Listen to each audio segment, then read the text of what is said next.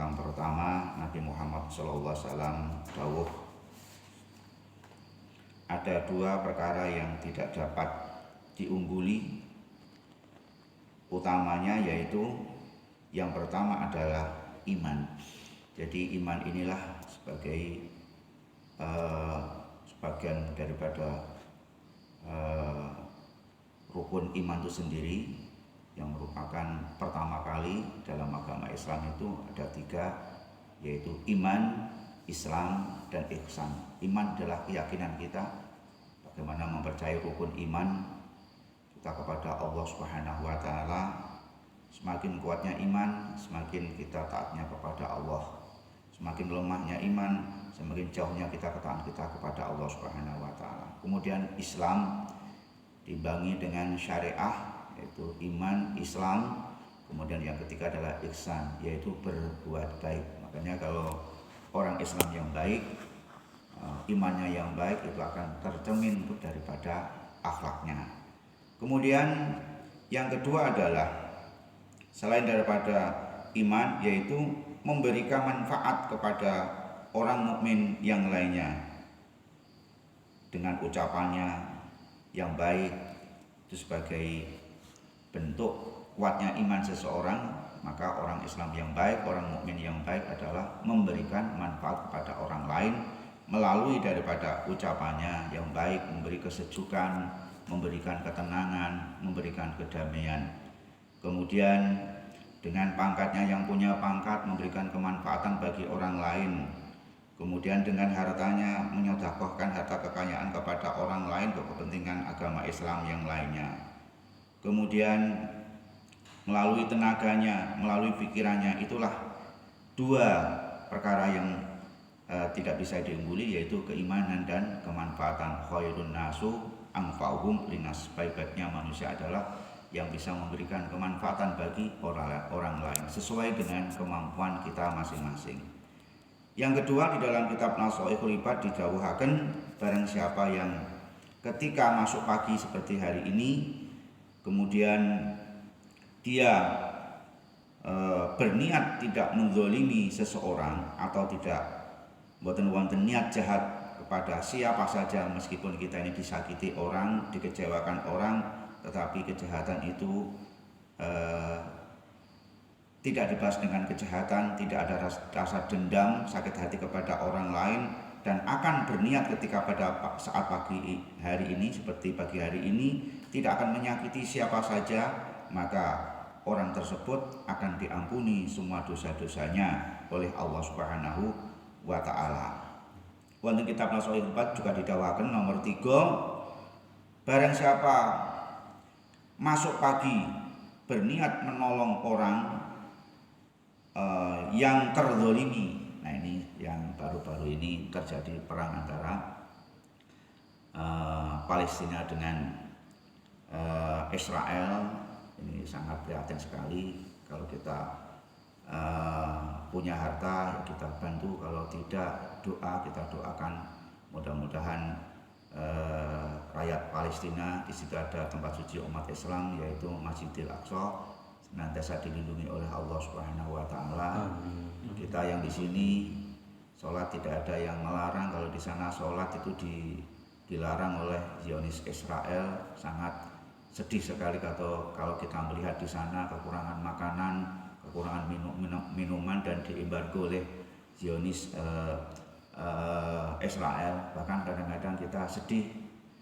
Bahkan umat Islam di sana, negara-negara Islam, terlihat sebagian itu tidak ada yang bereaksi membantu. Justru negara-negara bagian daripada Rusia, Chechnya, dan negara-negara bahkan terdengar itu benar atau hoak, Korea Utara yang kita katakan komunis atau negara yang sangat itu tidak percaya adanya Tuhan, justru banyak membantu suplai senjata ke sana. Oleh karena itu mengedepankan kemanusiaan apapun alasannya, tapi mengedepankan kemanusiaan.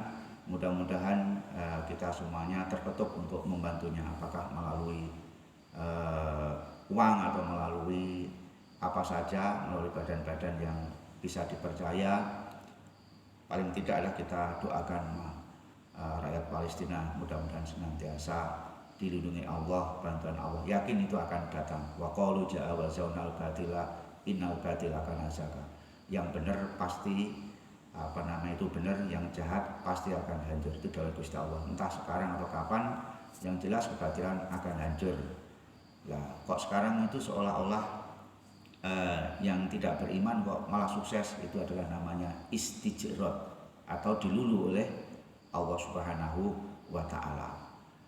Nah, oleh karena itu inilah yang sudah didakwakan oleh Allah Subhanahu wa taala, umat Islam pada akhir zaman nanti seperti buih di lautan, banyak tapi tidak punya kekuatan. Kita kadang-kadang malu melihat negara-negara yang notabene Islam tetapi takut dengan kekuatan superpower negara-negara adidaya yang tidak beriman. Oleh karena itu mudah-mudahan kita bangkit kembali umat Islam untuk menyiarkan agama Islam ini dimanapun kapanpun berada, dan yakin kita berdasarkan keimanan kita kebenaran Islam ini akan akan dimunculkan oleh Allah Subhanahu wa taala. Itulah yang terjadi, tragedi kemanusiaan di Palestina ini. Mudah-mudahan kita senantiasa diketuk oleh Allah untuk selalu memikirkan tidak dirinya sendiri tapi umat mukmin yang lainnya. Kemudian kenapa itu tidak menang-menang Palestina itu? Sebagian ulama mengatakan ya memang Allah jadikan seperti itu. Sebagian itu berpendapat supaya kita umat Islam itu ada bangkit rasa peduli kepada saudara kita itu.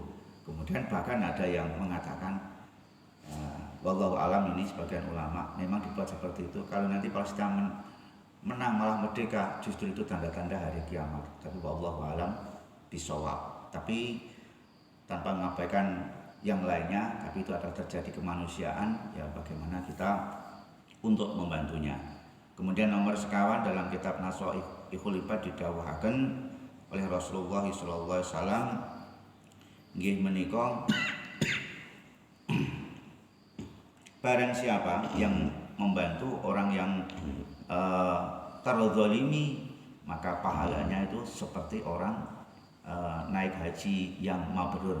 Dalam ulangi malih, barang siapa memasukkan rasa kebahagiaan kepada orang yang terzalimi, apakah orang itu susah punya hutang, apakah orang itu susah, sedih, punya masalah apa saja, kemudian kita membantunya, itu pahalanya seperti orang haji yang mabrur. Lajeng nomor sekawan, sabda Rasulullah SAW dalam kitab Nasoihul Ibad didhawuhaken sesungguhnya yang amal yang paling dicintai oleh Allah Subhanahu wa taala, orang yang bermanfaat bagi manusia yang lainnya, diantaranya yaitu orang yang beramal soleh, membahagiakan hati orang mukmin yang lainnya, yaitu adalah amal yang paling dicintai oleh Allah adalah sedekah. Karena dialog antara Nabi Musa dengan Allah Subhanahu wa taala, sholat itu juga penting, tapi semuanya itu adalah untuk diri kita sendiri, menghindarkan dari perbuatan keji dan munkar. Zikir kita untuk diri kita sendiri supaya hati kita itu tenang. Kemudian puasa untuk diri kita sendiri supaya bisa mengendalikan hawa nafsu kita. Tetapi kalau sedekah memberi kebahagiaan orang lain, maka itu Allah hadir di situ. Hadirin wa hadirat ingkang dalem hormati, kemudian di dalam kitab Nasoihul Ibad didhawuhaken ada perkara yang paling hina, paling kotor, yaitu menyekutukan Allah Subhanahu wa taala atau syirik, itu yang tidak diampuni oleh Allah Subhanahu wa taala. Kemudian memberi kemudorotan atau memberi bahaya kepada orang lain. Inilah perkara yang menutupi terkabulnya daripada doa kita. Oleh karena itu kita simpulkan dari bab 2 di sini, makalah ingkang pertama di sini adalah orang yang baik itu adalah orang yang beriman, kemudian keimanan itu akan memancarkan kebaikan yang disebut dengan kemanfaat bagi orang lain, apakah itu menolong orang lain, bahkan menolong binatang yang lapar, kemudian makhluk yang lainnya itu adalah merupakan pekerjaan atau perbuatan yang dicintai oleh Allah Subhanahu wa taala. Dan janganlah berniat jahat meskipun orang itu menyakiti daripada kita. Kita berusaha belajar untuk berbuat baik meskipun itu orang lain itu menyakiti kita. Itulah orang-orang yang akan dijadikan Allah masuk ke dalam surganya.